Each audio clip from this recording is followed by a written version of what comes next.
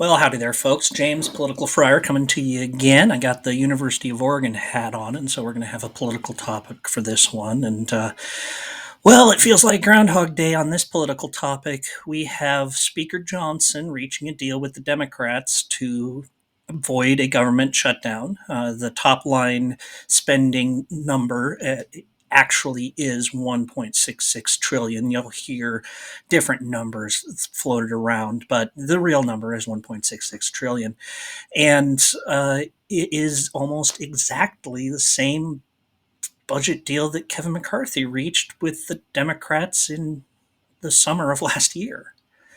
It is almost the same. There are only two significant differences. $6 billion of unspent COVID funds are going to be returned to the Treasury, and $10 billion of IRS funding is going to be cut.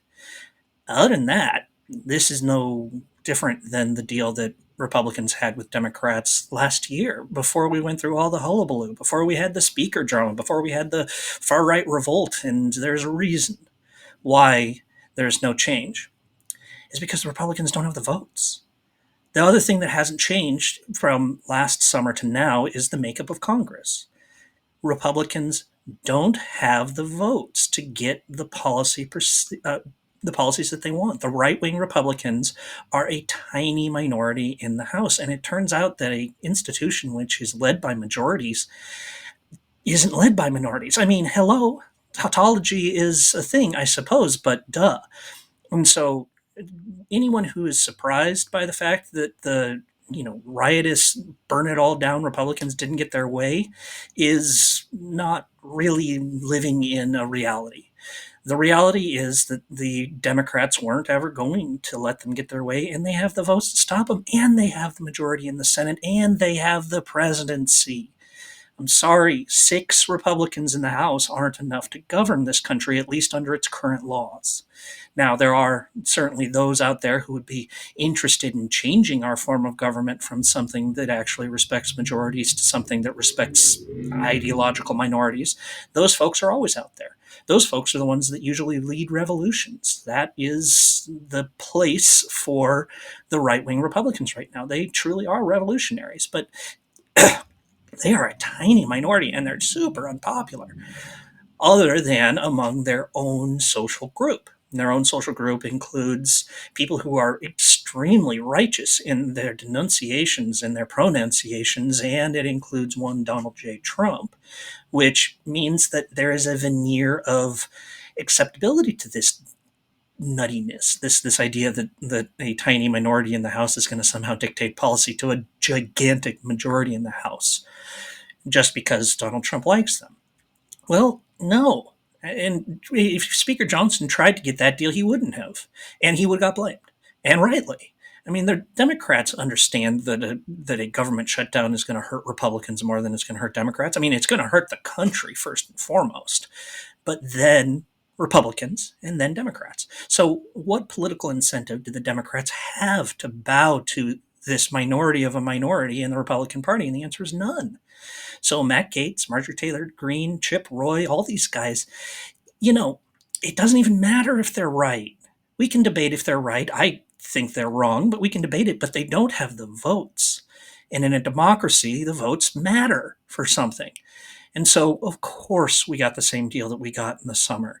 It was a fit. It was a childish thrashing about that took Kevin McCarthy down, and it was pathetic, and it didn't help Republicans politically. Nobody wants to see the government not work. I mean, thankfully, it was not an election year for Republicans, and most people aren't paying attention. I mean, it's not like it'll really hurt the Republicans because most people don't care. Only a few Star Wars viewers of the Political Friar actually follow the news real closely, and maybe you all care, but the huge majority of the electorate is just watching the Kardashians. I mean, the Kardashians get better ratings than Fox News, so I think that tells you everything you need to know about that. The deal, just some details. Did include the budget number for the military that was in the National Defense Appropriations Act, and it included some almost $8 billion in discretionary spending, mostly renewing at Year over year, you might, if you account for inflation, you might be able to squint and call it a cut, because not that it was cut, it's that a lot of these programs that were renewed at an increase in funding that is lower than the rate of inflation. So in actual terms, Mike Johnson will call that a cut. In absolute terms, it's not, but okay, fine. The point is, this deal was hammered out between Republicans and Democrats in good faith with Kevin McCarthy, and is back. And the only question is whether we're going to get another temper tantrum from the far right. Is Marjorie Taylor Greene, Matt Gaetz, Chip Roy, and company, are they going to have a vacatur vote? Are they going to knife Speaker Johnson the same way they knifed Kevin McCarthy?